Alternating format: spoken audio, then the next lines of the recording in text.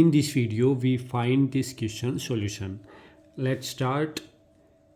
Everyone know 1 upon am equals to a power minus m. Now we apply this rule in our question. First we write down 4 upon 5 power 4, and now we convert this value 4 upon 5 and power minus 4. Now we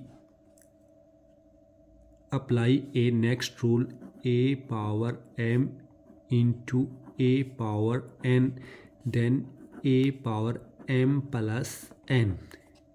Now we apply this rule in our question. 4 upon 5,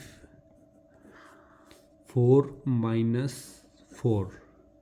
4 minus 4 equals to 0, and now our solution is here. 4 upon 5 power 0.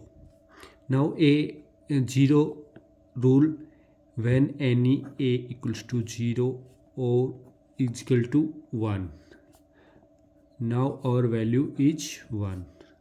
This is solution. If you want more videos, please like this video and subscribe my channel.